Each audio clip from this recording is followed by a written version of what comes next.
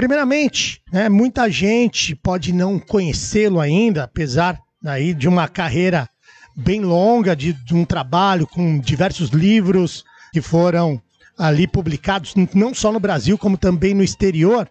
Quero que você conte um pouquinho da sua história para quem ainda não te conhece, né? Como que você iniciou. Eu fiz uma pesquisa, achei até interessante alguns pontos aqui, a gente vai, no decorrer da entrevista, tá comentando sobre isso, mas primeiramente, para você se apresentar, conte um pouquinho da sua história. Bom dia e obrigado pela participação. Bom dia, eu que agradeço o convite, foi muito legal, a própria cidade também.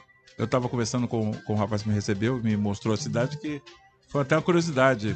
Quando eu falava com meus amigos no Rio de Janeiro, que eu vinha para Fartura, eu sabia que era brincadeira minha, numa cidade chamada Fartura. Né? Dá até um livro, né? E aí ele me mostrou, achei interessante, né? Escritor, você começa a contar 3 ou 4 histórias, vai virar livro. Bom, a minha história é muito engraçada, porque se eu chegar aqui, eu desde criança queria ser escritor. Na verdade, desde criança eu escrevo. Né? Mas assim, tem até umas histórias engraçadas que a primeira vez que eu descobri que podia ganhar dinheiro escrevendo, eu comecei a escrever redações com meus colegas que não gostavam de fazer redação. Né? Sim. Então, até tem é bem interessante que coloca que você se tornou um escritor depois que você ficou desempregado. Sim, eu estava desempregado, né? Eu ajudava minha mãe, que eu sou o mais velho da família, e aí eu perdi o emprego e as contas não param de chegar quando você fica desempregado, né? Parece até que chega mais rápido. Sim. E aí eu estava desesperado, porque a conta de luz estava indo para o segundo mês. Em São Paulo deve ser a mesma coisa. Segundo mês sem pagar, sim, corta. E aí meu irmão é falecido, e falava com todo mundo lá no bairro que eu era escritor. Eu realmente escrevia, mas botava tudo na gaveta. Né? E aí um amigo dele trabalhava na editora, eu comecei fazendo quadrinhos. Porque essa editora, que não existe mais, a editora VEC, lançou um monte de revistas no início da década de 80, de terror.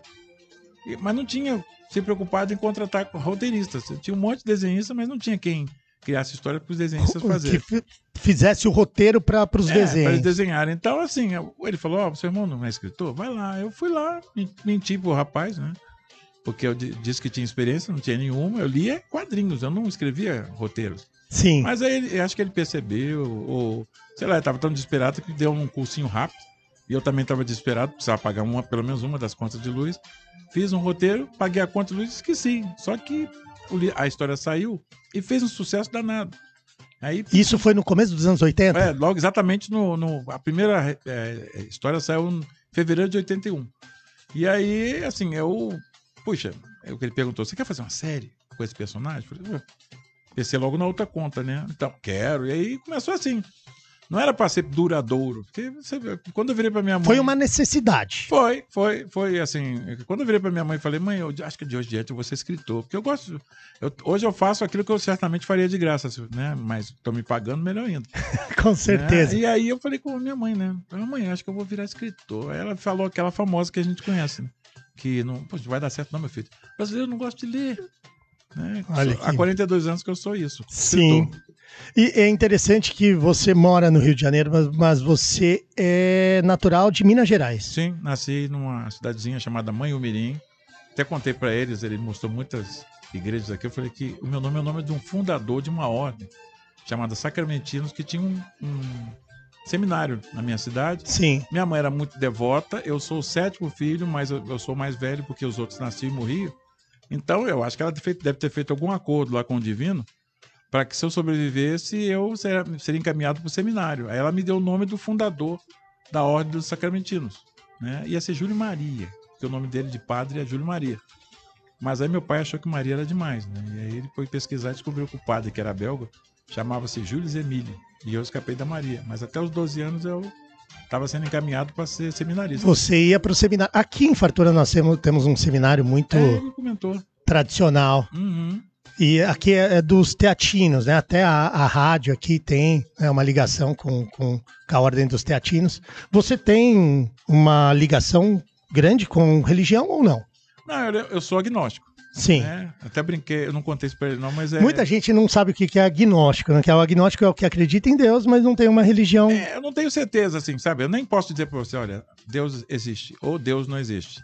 Né? Porque antes eu tava, assim, quando você é jovem, você é até meio burro. Eu falava com a minha mãe, eu sou ateu. Aí um dia, que ela era muito carola, né?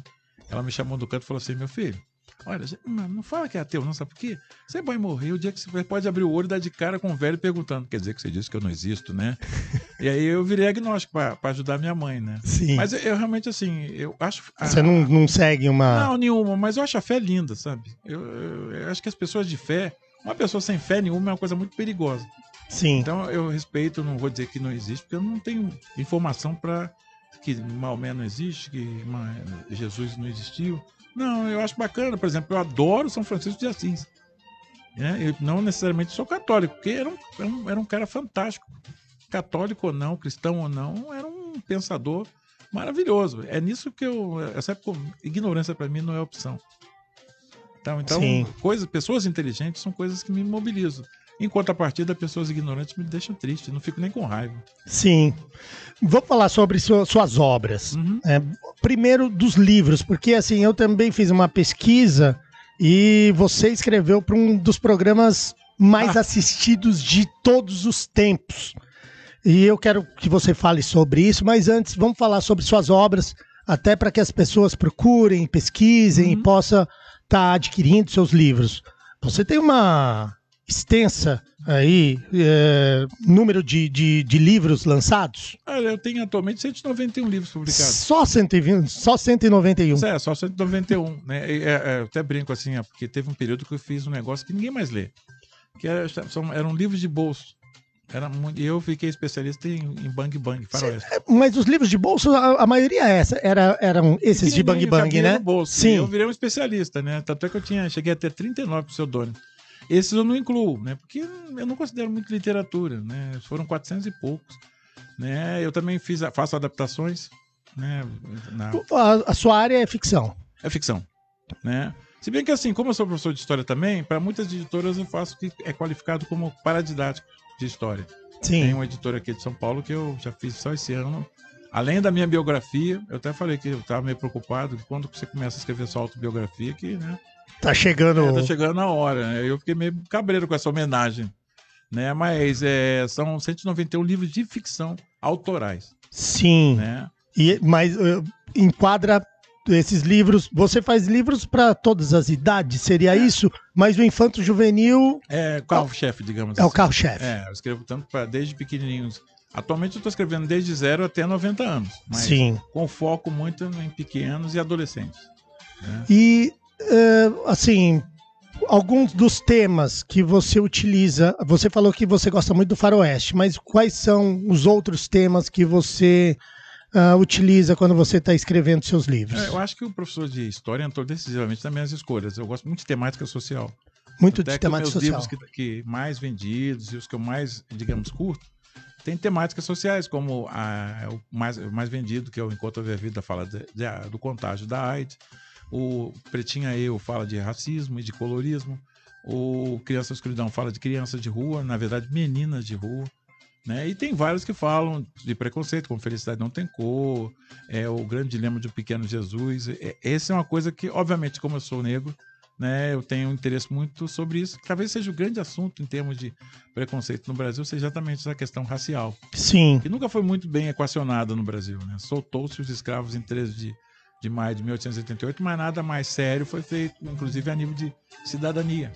E você fala, eu faço ficção, mas com certeza a bagagem de um escritor, imagino eu, que você vê a realidade e ali na sua cabeça você transforma numa história. Seria isso? Por exemplo, quando você fala sobre racismo, você fala sobre meninas de rua, você mora numa grande cidade, né, que já foi a capital do país. Então você vê muito dessa realidade. Sim, inclusive eu tenho uma peculiaridade, né?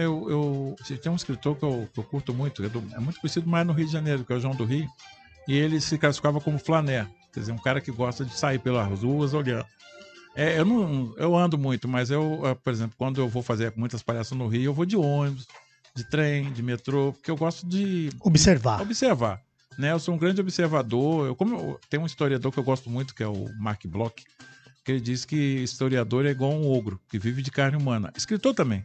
Né? Como eu escrevo e produzo para o humano, eu tenho que estar próximo do humano. Então, esses passeios, essas caminhadas, até fazendo uma coisa meio desagradável, que é ouvir a conversa dos outros, para mim é fonte de inspiração. Né? Sim. Eu gosto do cotidiano, do humano, dessas coisas que mobilizam o humano. Não significa que eu não faça história de terror, ficção científica, mas aquela coisa que eu me sinto mais à vontade, né, é discutir na sociedade que eu vivo, e muitas vezes é sociedade que eu não vivo, mas eu observo. Por exemplo, eu tenho um livro chamado Jovens Náufragos e Suas Batalhas, que falam de relações entre professores e alunos.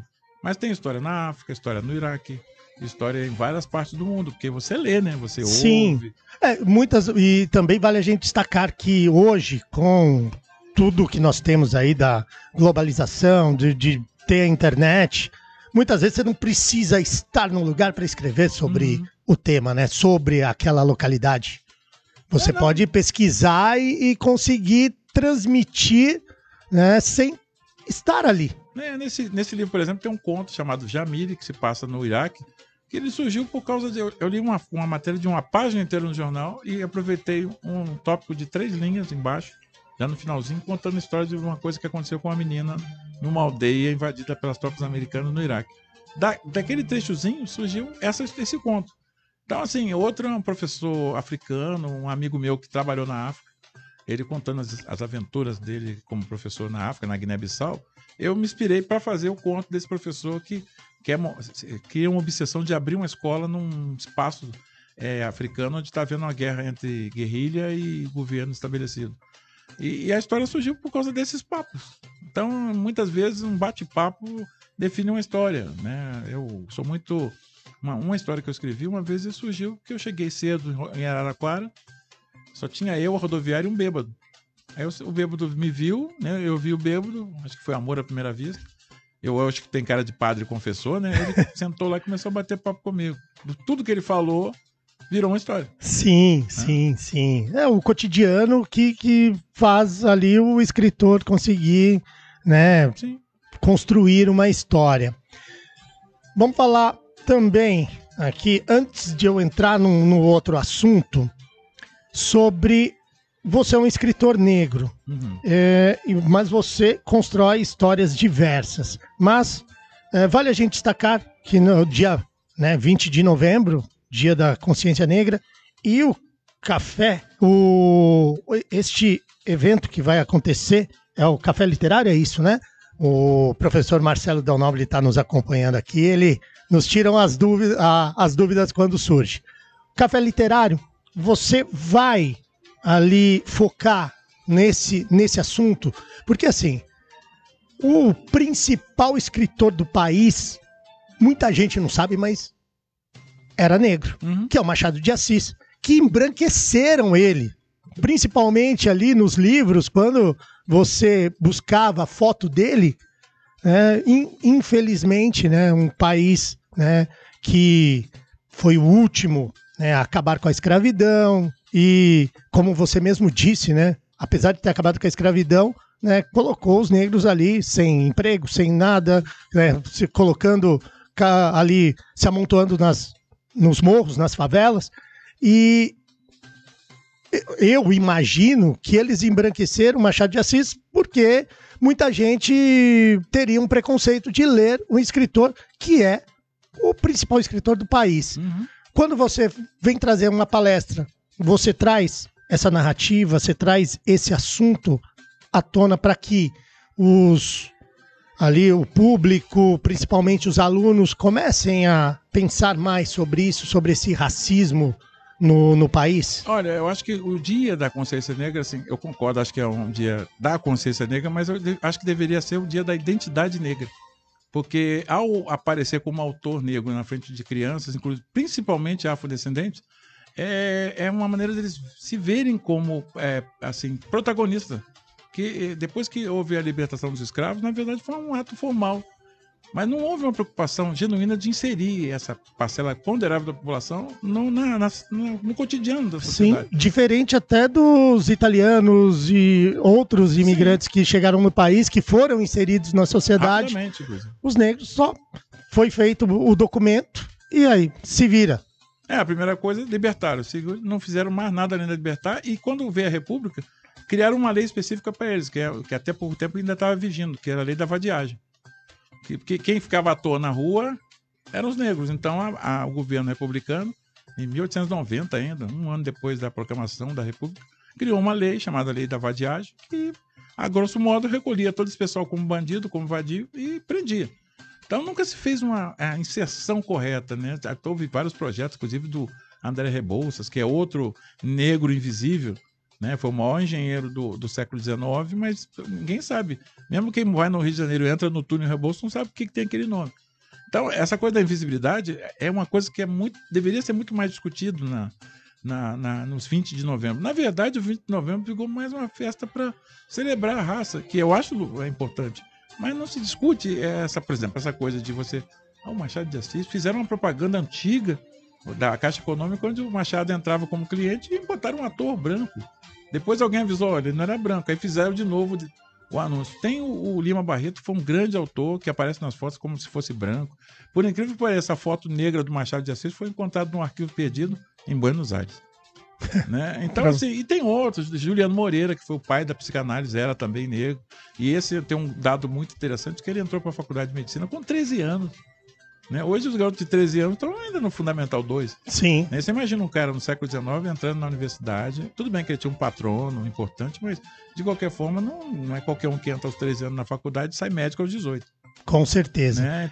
E vários outros assuntos assim. E você vai utilizar esse espaço, essa palestra, para focar nesse assunto? Não, eu acho interessante porque assim, olha, tem uma máxima da publicidade que diz que o que não é visto não é comprado.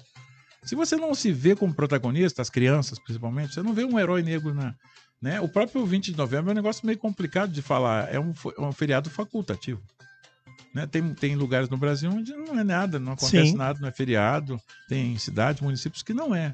Né? Então, assim, quando ele se vê, olha, existe aquele cara ali que você achava a vida inteira que era branco e ele era negro. Você começa a criar protagonismo do negro na sociedade, e não aquele protagonismo óbvio do futebol, da comida, do samba, não, sem cientistas, engenheiros, médicos, gente participou da transformação. Tem até um presidente negro que ninguém sabe que é negro, que o Nilo Peçanha era afrodescendente. Sim. Quando se fala, o Brasil tem que ter um presidente negro, aí já teve. O primeiro prefeito da cidade de Fartura era negro, né? O Hilarino. Agora, se eu não me engano, na última legislatura, antes da atual, foi dado o nome de uma praça aqui de Hilarino. E o interessante, você vai buscar a história, você não consegue encontrar. Poucas informações, né? Logicamente, mais de uma história de mais de 100 anos, tal, mas é complicado você encontrar a história, né? Parece que não escrevem a história para depois serem contados, porque pode ser que a cidade de Fartura seja a primeira cidade que teve um prefeito negro. É a questão da invisibilidade, né? O negro de destaque na sociedade brasileira era invisibilizado ou transformado em branco. Sim, né? O que aconteceu com o Machado de Assis. E um monte de outros. Você começar a levantar, a Virginia Bicudo, que é precursora da sociologia, era afrodescendente também. Então, você começa a pesquisar, e não é só no Brasil não, sabe? O fundador de Chicago era um afrodescendente também. E só agora, recentemente, que apareceu essa informação. Então, é difícil você só discutir consciência, discutir identidade mesmo, sabe? O seu papel na sociedade. Eu não sou a favor daquele negócio que mulher vota em mulher, negro vota em negro, mas há certas coisas que transcendem a raça. Por exemplo, você vê pessoas que não têm nenhum compromisso com o progresso do afrodescendente, do negro. Você continua votando naquela pessoa, você vou dizer que é um sincericídio, né? Sim. Você pode até acreditar no cara, mas está se matando no processo. Né? É a mesma coisa, o cara que fala contra os direitos trabalhistas, você vai e vota naquele cara. Você é trabalhador, está votando contra seus próprios direitos. Eu acho que quando você vai, porque isso surgiu até eu vou me estender um pouquinho, surgiu de uma vez que eu fui fazer uma palestra no Rio de Janeiro. Que eu falei que na época eu tinha 53 livros, a menina levantou a mão para fazer a primeira pergunta, e a pergunta que ela fez foi a seguinte: foi o senhor mesmo que escreveu esses livros? Ou seja, ela colocou em dúvida. Porque ela não acha que um negro seja capaz de escrever quanto mais 53. Aí eu parei para pensar sobre isso. Né? Que até aquele momento, eu confesso a você que eu sabia que era um negro, que era um negro que escrevia, que isso até certo ponto é uma excepcionalidade, apesar dos nossos maiores escritores serem negros ou afrodescendentes, mas nunca tinha pensado o efeito disso na cabeça das crianças. De não se achar capaz de ser escritor, de ser engenheiro, piloto de um avião 747, general do exército, almirante e assim por diante. Né? Mas existe essa coisa, eu até acho, de vez em quando eu faço alguma palestra para professores, e eu pessoalmente acho que antes de um aluno negro chegar na escola como os outros alunos, talvez houvesse necessidade de fazer um trabalho de autoestima. Porque ele já chega diminuído por todo o contexto em que ele vive. Sim, né? Sim. 12 horas e 16 minutos, eu queria entrar também num assunto com você, que assim, quem viveu os anos 80, né, eu nasci ali em finalzinho dos anos 70, então a minha infância eu assisti os Trapalhões, e eu vi aqui no seu perfil, né, que você foi um dos roteiristas dos Trapalhões. Uhum. De quanto em quanto tempo e como que foi esse trabalho? Porque praticamente deve ter sido um dos programas mais assistidos de todos os tempos do país. E foi na época da formação clássica, né? Essa que a gente conhece, Dedé, Didi, Mussum e Zacarias. Né? E assim, foi engraçado, muita gente não sabe disso, né? Que eu também não sabia. Né? As emissoras maiores, elas têm um grupo de pessoas que são pagas literalmente para ver televisão. Para ver as coisas que tem interessante no canal do adversário e levar para suas emissoras. Sim. Né? E aí alguém me viu falando de umas histórias em quadrinhos que eu fiz para a Bélgica e alguém nessa sala da Globo achou que eu era engraçado. E aí fez um relatório e mandou para o diretor de entretenimento, que era um tal de Walter Lacê. Aí o Walter Lacê pegou o telefone e ligou para mim, né? Não sei se foi ele, ou foi o secretário, ou foi alguém que ele mandou. Isso que ano? Foi final de 89 que eu fui trabalhar lá em 90. Sim. 90, 91. E eles ligaram lá pra minha casa, não tinha na época, eu ainda era pobre, né? Vendendo almoço pra comer a janta. Ligaram pro vizinho, que eu usava o telefone do vizinho. Aí eu fui atender e alguém pomposo estufou a voz e falou assim: aqui é da Rede Globo de televisão. Como eu tenho muito amigo safado no Rio de Janeiro, eu pensei que era alguma pegadinha. Que era um trote. Eu fiquei de brincadeira, safadeza, falando um monte de bobagem, até que o cara falou: aqui é mesmo da Rede Globo de televisão. Né? E aí eu vi que o negócio era sério e fui lá e fiz um teste e passei. Eu não fazia roteiro, eu fazia, na verdade, sketches. Piadas de 20 segundos. E naquela época, tinha um segundo quadro no programa, o programa era dividido em 2, que era o Trapotel. E a gente tinha que fazer 2 sketches e um Trapotel por semana. Era aquele que depois eles faziam um programa de auditório? Então, tinha a primeira parte, era o programa, de auditório, quadros curtos, né? Tinha o Quartel do Sargento Pincel, que até o Sargento Pincel morreu. Faleceu semana passada. Né? E depois tinha metade do programa era o Hotel dos Trapalhões, o Trapotel. Só que assim, nunca ia no ar o Trapotel da maioria dos roteiristas, porque o Renato Aragão tinha 2 roteiristas lá que também trabalhavam com ele no cinema, então eles canibalizavam os trapotéis que todos os roteiristas entregavam, fazia o Trapotel deles. Né? Não, é do jogo, né? Chama Redação Final.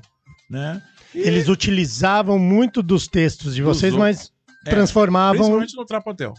Né? E aí foi uma experiência muito legal, porque é diferente. Você chegou a conhecê-los? Claro.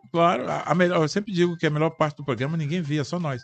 Sim. Porque eles contavam piadas, aquelas piadas que certamente você não iria ver na televisão. Então, eu acho muito interessante, porque muitos humoristas, hoje o humor voltou com muita força por causa do stand-up, né? Por causa até do trabalho do Porta dos Fundos na internet. Então popularizou novamente o humor.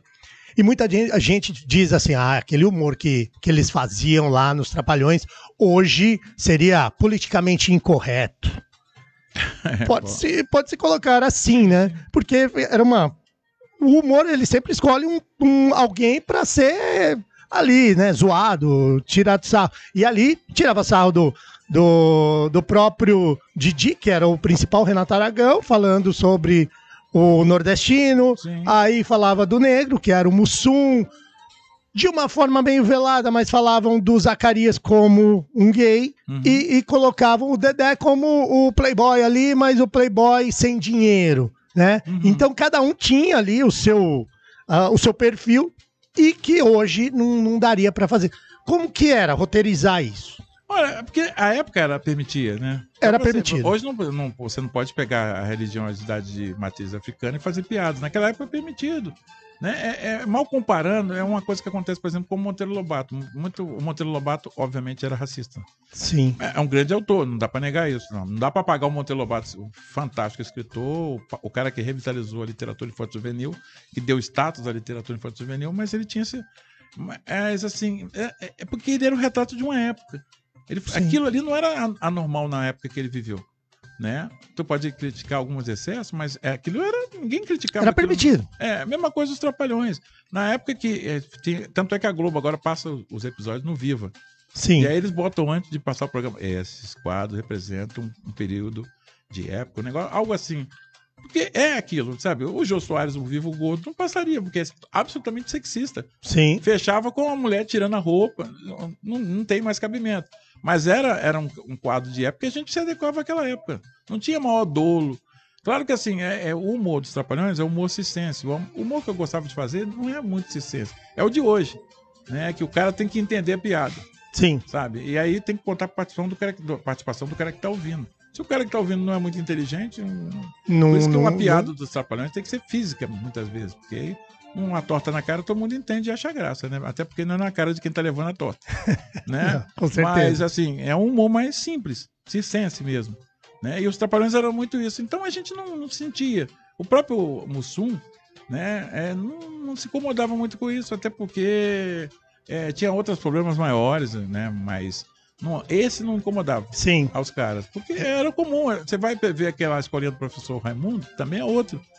Né? O Seu Peru, que era o Orlando Drummond que fazia, tinha piadas sobre a sexualidade dele o tempo todo. E ninguém Hoje não se incomodava, hoje incomoda. Hoje incomoda. Não é que não se incomodava, é que não dizia que estava incomodado. Esse é o detalhe. Sim. Incomodar, eu acredito que incomode, né? Você é gordo, passar a vida inteira na escola ouvindo piadinhas sobre a sua excesso de adiposidade, não é um negócio que você fica, pô, legal, eu sou gordo, tô feliz por você ficar me gozando o tempo todo. Né? Mas, assim, eu sempre parto daquele pressuposto. Se você reclamar, muitas vezes é pior naquela época. Hoje não, hoje os próprios humoristas, retrato de uma época, eles estão cuidando, não mexem mais nesses aspectos, porque até não há mais espaço. A questão básica é essa. A gente não dá, como professor de história, eu acho complicado você julgar o cara pelos parâmetros de hoje, e o cara está no século XIV. Aí não adianta. Claro, no século XIV tinha coisas. Por exemplo, durante a pandemia, eu fiz esse trabalho num clube, no CTV1. Uma editora de São Paulo me contratou para fazer adaptações em prosa das peças do Shakespeare. Aí eu finalmente cheguei ao Mercador de Veneza. Cara, o final do Mercador de Veneza é de fazer qualquer judeu, ficar revoltado, porque não era esculachar o coitado do Shylock, que é o judeu da peça. Né? Há coisas sendo ditas ali que eu tive que dar uma adaptada bacana, porque é muito ofensivo. E olha que eu não sou judeu. Mas eu me senti incomodado com aqueles comentários, com as frases que falavam do cara, aí dei um adequado no texto. Nessa hora é bom o Shakespeare estar morto há 500 anos, porque ele não ficou chateado. É a mesma coisa do Otelo, que o protagonista é negro. Há tempo todo há comentários depreciativos com relação à cor do cara. Né? Sabe? Porque ele tem emoções mais fortes, ele não sabe se controlar, porque os negros são assim. Quer dizer, naquela época ninguém se mochava, porque todo mundo pensava igual, era o pensamento coletivo. Mas hoje, obviamente, você tem que, ao adaptar o Otelo para cinema, televisão e até para o teatro, tem que fazer umas adaptações. Sim, porque não dá. Não dá, por exemplo, no cinema, quem fez Otelo foi o Orson Welles. Não há que se criticar o talento do Orson Welles, mas hoje ninguém vai aceitar que seja um branco pintado de preto. Lógico. Né? Até porque tem Denzel Washington, um monte de caras bons aí que pode fazer o papel com folga, mas naquela época ninguém reclamou, porque era um espaço. Eu acho que até a adaptação do Macbeth pro cinema foi o Lawrence Fishburne, né? Um ator negro. Sim, é um ator negro. Ninguém reclamou. Só assim, existem os puristas. Né? Mas eu acho que a gente tem que. Você tem que ver. É igual assim, qual é a cor de Jesus? Não me interessa a cor de Jesus. Né? Interessa muito, ou deveria interessar o que ele falou, o pensamento dele. A atitude dele. Cara, outro dia eu falei numa palestra assim, gente, olha, eu não como a casca da banana, eu como a banana. É o conteúdo de todas as coisas que é importante. Não, eu não vou ver a peça. Shakespeare não vai ser menos Shakespeare se o cara for japonês, for grego, for uma mulher no lugar de um homem, porque se a interpretação for legal, Sim. O sexo da pessoa, o gênero da pessoa, não me interessa. A qualidade da peça e a interpretação do ator que deve ser levada em conta, né? Com certeza. 12 horas e 26 minutos. O papo tá muito bom aqui, mas a gente vai ter que finalizar. Eu quero que você faça como aqui as considerações finais, né? Deixar um recado para quem vai assistir sua palestra hoje e amanhã, Marcelo. Tem palestras hoje e amanhã lá na Escola Monsenhor José Trombe. É só aberto aos estudantes, E eu vou fazer fazer uma provocação, que você indique 5 livros seus. Eu sei que todos os livros são praticamente filhos, né? Maravilhoso. Mas eu queria que você indicasse nas considerações finais, convidasse, né, ali para quem puder, que seja aluno, para assistir a sua palestra, e indique 5 livros seus. Vamos lá, assim, VaptVupt. Crianças na Escuridão, Felicidade Não Tem Cor. Há um que eu gosto muito, apesar de o tema ser controverso, Longas Cartas para Ninguém. Jovens Náufragos e Suas Batalhas, né? E o Enquanto Haver Vida, Viverei. Certo. Ó, depois anotar esses nomes aqui para que esses livros, né, possam ter na nossa biblioteca. Vamos. A gente vai trazer? Certo. Isso, ó. Então, quem tiver a querer, né, ali adquirir um livro, também nós vamos ter livros aqui. Vai ser lá na escola que vai ter esses livros disponíveis. Então, ó, lá na escola vai ter livros disponíveis, né, do Júlio Emílio Braz. Então, quem quiser, vai lá na escola, Monsenhor José Trombe, vai conseguir adquirir esses livros. Isso, e até é interessante que adquira esses livros para a Biblioteca Municipal aqui de Fartura, né, se tiver essa possibilidade, aí uma parceria com a Prefeitura, para que esses livros tenham, para que as pessoas possam lá retirar. Nós temos uma biblioteca aqui, vale toda vez que eu trago um escritor aqui, eu recomendo, né, se ele não foi, para ele dar uma passadinha na nossa biblioteca. Nossa biblioteca tem mais de 50 mil obras e é uma biblioteca, uma das melhores do estado. Então, logicamente, todo escritor, quando vai lá, fica muito contente de ver uma cidade com uma biblioteca dessa. Bom, é mais de um livro por morador, né? Sim. Com certeza.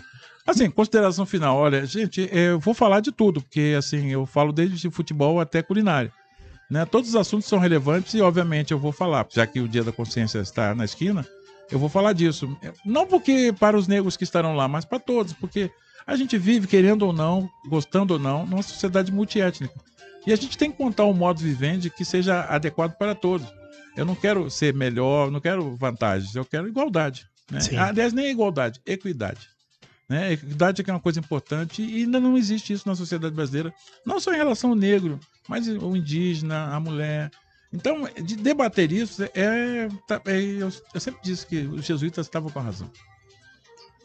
Quando eles chegaram aqui, eles procuraram os curumins, né? Falar com criança, com jovens, é um negócio porque eles estão abertos ao novo, né? Por isso que eu acho que assim, o passado não dá para mudar, mas o futuro está para ser construído, né? E é legal que essa construção seja feita a partir da educação, da leitura, porque todos os problemas do Brasil, queiramos ou não, acreditemos ou não, passa por educação, leitura ou a falta de ambos. Eu pessoalmente acho que é a falta de ambos que leva a esse beco sem saída que muitas vezes nós nos encontramos, né? Porque já que teve uma eleição recentemente, vale dizer que não se constrói um país se você, antes de ter eleitores, não tiver leitores. Com certeza. Muito obrigado, né? Conversamos aqui com o Júlio Emílio Braz, escritor, está em Fartura e vai aí participar do Café Literário lá na Escola Monsenhor José Trombe. Quero agradecê-lo mais uma vez pelo esse bate-papo incrível e, quando possível, né, estiver passando aqui na região, sempre os microfones aqui da Rádio Nova Voz estarão disponíveis. Tá, obrigado.